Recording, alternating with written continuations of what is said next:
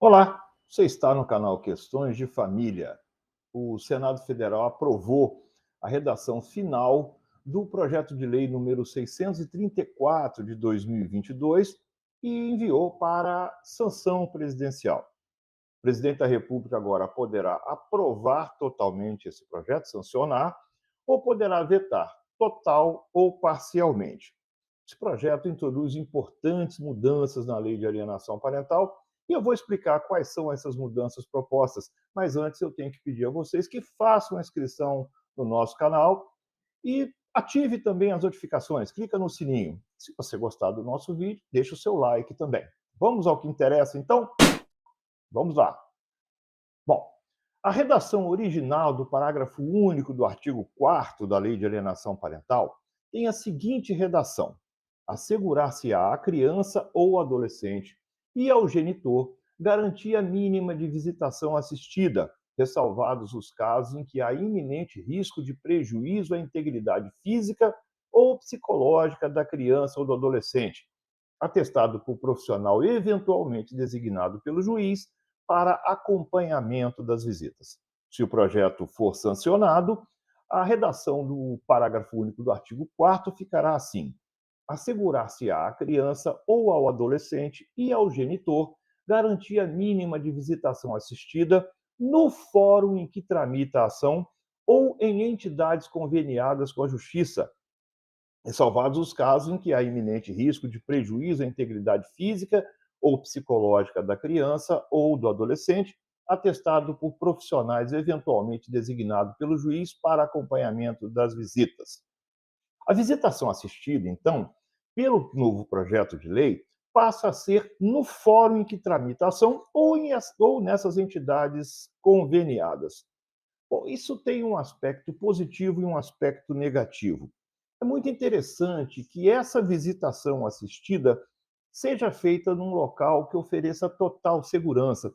Porque quem passa por isso, quem tem essa situação de visitação assistida, tem sempre junto um desconforto por conta do local, do risco, enfim, isso acaba causando toda sorte de problemas, né? Então, quando a gente fixa um lugar onde essa visitação assistida vai acontecer, e notem bem, eu estou falando só da visitação assistida, isso acaba tendo um viés muito positivo, principalmente se a gente for considerar que essas entidades conveniadas com a justiça deverão ter à disposição profissionais capacitados para fazer o acompanhamento dessa visita e relatar também ao juiz como se deu aquela convivência dos pais, das mães com os filhos que estão nessa situação de visitação assistida. Agora só tem um problema. Fórum não é lugar para criança, né? Então, quando fala numa visitação assistida dentro de um fórum, eu realmente fico bastante preocupado. Aquele ambiente forense eu não considero que seja o mais propício para a criança, ainda que a lógica e o bom senso mandam que se destine em locais específicos, mas eu não sei se vale a pena esse investimento, porque tem toda aquela situação periférica envolvida. Nessas entidades conveniadas, pode ser uma coisa bastante interessante, e aí nos resta torcer para que essas entidades conveniadas entendam que estão lidando com crianças que precisam de um espaço lúdico, precisam de um espaço que, ao mesmo tempo, tenham os pais, naquela situação, uma liberdade para a convivência e, ao mesmo tempo, que a criança fique realmente assistida, ou seja, livre de qualquer risco. Mas tem mais modificações. O artigo 5º da Lei de Alienação Parental, o original, lá no caput tem a seguinte redação. Vamos lá. Havendo indício da prática de ato de alienação parental em ação autônoma ou incidental, o juiz, se necessário, determinará a perícia psicológica ou biopsicossocial. Foi introduzido nesse artigo 5º mais um parágrafo. Ele tinha 3 parágrafos e foi introduzido o parágrafo 4º. E a proposta de redação é a seguinte: na ausência ou insuficiência de serventuários responsáveis pela realização de estudo psicológico, biopsicossocial ou qualquer outra espécie de avaliação técnica exigida por esta lei ou por determinação judicial, a autoridade judiciária poderá proceder à nomeação de perito com qualificação e experiência pertinentes ao tema nos termos dos artigos 156 e 465 da Lei 13.105, 16 de março de 2015, que é o nosso Código de Processo Civil. Bom, que nós temos uma situação de insuficiência de servidores em determinadas comarcas, isso é notório. Mas acontece que nós já temos também no nosso Código de Processo Civil a possibilidade do juiz decretar a prova pericial e nomear um perito. Então, é um dispositivo que, na verdade, vai repetir uma situação que já vinha sendo praticada. Agora, veja bem, é muito interessante, né? Porque quando a lei fala, acaba desvelando um problema, e isso pode ser bastante interessante. Mas eu ainda acho que o correto seria o investimento na formação daquelas equipes próprias do juízo, que são pessoas acostumadas a lidar, são pessoas que acabam tendo uma pegada, vamos dizer assim, mais adequada ao caso. Então, há aspectos positivos e aspectos que a gente pode pensar melhor também, né?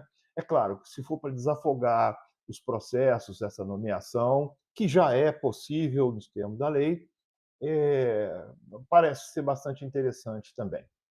Mas tem mais. O projeto também vai revogar o inciso 7º do artigo 6º da Lei de Alienação Parental, que autorizava o juiz, quando percebesse alguns indícios de alienação parental, ou quando constatasse a prática de atos de alienação parental, suspender a autoridade parental, ou seja, o poder familiar.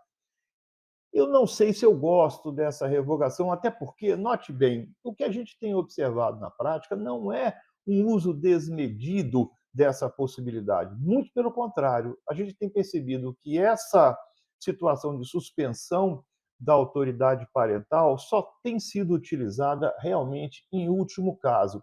E digo mais, às vezes isso é bastante necessário, porque alguns pais, algumas mães acabam abusando da autoridade parental e, por conta disso, até praticando atos de alienação parental. Notem bem, a lei de alienação parental não é uma lei para punir o alienador, ela é uma lei para proteger a criança e o adolescente. Então, aquelas possibilidades que tem o juiz lá, é, não é para ser utilizada de forma desmedida, né? É para que quem pratique esses atos de alienação parental se sinta inibido, porque pode correr esse risco.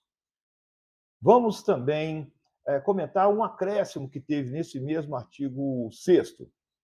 Se a lei for aprovada pelo presidente, se for sancionada pelo presidente, vai se acrescentar o parágrafo 2º ao artigo 6º. A redação é a seguinte: o acompanhamento psicológico ou biopsicossocial deve ser submetido a avaliações periódicas, com a emissão, pelo menos, de um laudo inicial que contenha a avaliação do caso e o indicativo da metodologia a ser empregada e de um laudo final ao término do acompanhamento. Eu vejo isso como uma medida muito interessante. Porque o que acontece? Por vezes, o laudo é feito lá no começo do processo e o julgamento vai se dar muito tempo depois, via de regra, com base naquele laudo que, por vezes, já ficou velho dentro do processo. E o que acontece? As relações humanas são dinâmicas, elas são, como a própria lei diz, de trato continuado, trato sucessivo, ou seja, o que era ontem não é necessariamente a mesma situação hoje. Então, essa possibilidade de nós fazermos laudos com uma certa periodicidade, eu creio que pode demonstrar, inclusive, a mudança das condições, que pode ter demonstrado uma situação melhor ou pior do que aquela inicialmente constatada. Então, essa periodicidade eu vejo até como algo bastante interessante. Resta saber se nós vamos ter pernas, ou seja, ferramentas, material humano para fazer isso. Aí volta naquela situação que eu falei agora há pouco. A lei criou ainda um outro artigo, é o artigo 8º-A, com a seguinte redação: sempre que necessário, o depoimento ou a oitiva de crianças e de adolescentes, em caso de alienação parental, eles serão realizados obrigatoriamente nos termos da Lei 13.431, sob pena de nulidade processual. Essa Lei 13.431 foi a que introduziu o chamado depoimento especial. Agora, notem bem, a própria Lei 13.431 faz uma importante distinção entre escuta e depoimento. Vamos lá. No artigo 7º, nós temos o que é a escuta. Eu vou ler para vocês. Escuta especializada é o procedimento de entrevista sobre situação de violência com criança ou adolescente perante órgão da rede de proteção, limitado o relato estritamente ao necessário para o cumprimento de sua finalidade. Já depoimento pessoal é definido, é conceituado no artigo 8º dessa lei. Depoimento pessoal é o procedimento de oitiva de criança ou adolescente, vítima ou testemunha de violência, perante a autoridade policial ou judiciário. Então, notem bem, escuta é uma coisa, depoimento é outra. Escuta geralmente é feita pelos próprios psicólogos, os juízes, os assistentes sociais, que vão buscar entender a situação daquela criança, daquele adolescente. O depoimento não. O depoimento tem um viés mais de prova, e é feito perante a autoridade policial ou judiciária, com toda aquela situação que você já sabe, com sala especial, com acompanhamento de um psicólogo. O que a lei vem dizer é o seguinte: toda vez que for necessária a escuta, a oitiva, o depoimento de criança, esse depoimento, ou seja, quando a criança, num contexto de alienação parental, tiver que ser ouvida a título de prova para o juiz e não a título de escuta para a elaboração do laudo, do relatório biopsicossocial, tem que se obedecer os ditames da Lei 13.431. Eu não sei se seria necessário introduzir esse artigo na lei de alienação parental, até porque a própria lei 13.431 já previa isso, né? Então, você não pode conceber, em hipótese alguma, em qualquer circunstância, que uma criança vá depor perante uma autoridade policial ou judiciária como se adulto fosse. A própria lei já previa isso. É uma repetição, não sei se tem interesse de reforçar essa situação nos contextos de alienação parental, mas tecnicamente não vejo necessidade de introdução desse artigo, porque a lei já existe e por uma questão de interpretação sistemática, né, do direito, não havia alternativa aos juízes. Os juízes já eram obrigados a fazer isso. Mas está lá, não prejudica também. Uma outra modificação que esse projeto de lei traz é no artigo 157 do Estatuto da Criança e do Adolescente, que vai tratar da suspensão e perda do poder familiar. Foram introduzidos 2 parágrafos no artigo 157. Eu vou ler para vocês. Parágrafo 3º. A concessão de liminar será preferencialmente precedida de entrevista da criança ou do adolescente perante equipe multidisciplinar e de oitiva da outra parte nos termos da Lei 13.431. Voltamos à Lei 13.431. Mais um parágrafo, que é o 4º. Se houver indícios de ato de violação de direitos de criança ou de adolescente, o juiz comunicará o fato ao Ministério Público e encaminhará os documentos pertinentes. Me parece que isso torna um pouco mais lenta a tomada de decisão. Se, de um lado, resguarda situações de injustiça, né, que a cognição ainda não foi exaurida, que está num começo de processo, vamos lá, mas mesmo assim, eu acho que a gente precisa dar um pouco mais de liberdade na decisão, porque às vezes o juiz constata aquilo. Está certo que a lei aqui vai falar em preferencialmente, ou seja, o juiz pode dar liminar mesmo sem escutar. Mas aí isso acaba sendo remetido para casos mais graves. Vamos aguardar como os tribunais vão interpretar essas normas. E, para finalizar, o projeto traz uma regra de transição, porque já existe uma lei em vigor, existem processos em andamento, então é bem interessante que haja uma regra de transição para a gente saber como ficam os processos já em andamento. Diz o artigo 5º do projeto de lei o seguinte: os processos em curso a que se refere a Lei 12.318, de 26 de agosto de 2010, que estejam pendentes de laudo psicológico ou biopsicossocial há mais de 6 meses, quando da publicação dessa lei, terão prazo de 3 meses para a apresentação da avaliação requisitada. Eu quero que isso aconteça. A gente, na verdade, em algumas comarcas, espera muito mais tempo do que isso, mesmo com ordem judicial. Porque quando o juiz determina a realização de uma prova pericial ou de um exame, de um estudo biopsicossocial, ele normalmente fixa o prazo. E as equipes estão sobrecarregadas, então, por vezes, esse prazo está extrapolado. Não sei se um artigo de lei vai ter força suficiente, porque é um risco também. Se as equipes começarem a ter pressa para finalizar esses laudos, podem não fazer laudos tão bons quanto são capazes de fazer.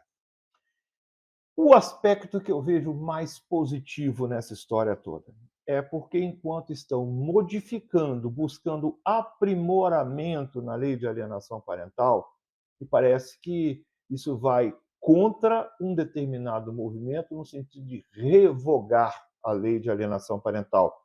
Isso pode estar sinalizando que o Congresso pretende, sim, preservar a lei de alienação parental, que é tão importante para as nossas crianças e os nossos adolescentes. Eram os comentários que eu tinha a fazer, pelo menos por enquanto. Claro que, com o passar do tempo, e se o projeto for sancionado ou vetado, pode ser que a gente volte aqui para conversar mais, as interpretações novas que vão surgindo, mas, por enquanto, é isso que eu tinha para dizer para vocês. Muito obrigado pela audiência. Se você gostou desse vídeo, por favor, pode encaminhar para os seus amigos, para as pessoas que precisam assistir. E não esqueça, divulgue nas suas redes sociais. Não esqueça, se você ainda não fez, faça a sua inscrição, ative as notificações, fique sempre por dentro das novidades e dos assuntos importantes no campo das famílias e das sucessões. Gente, um abraço.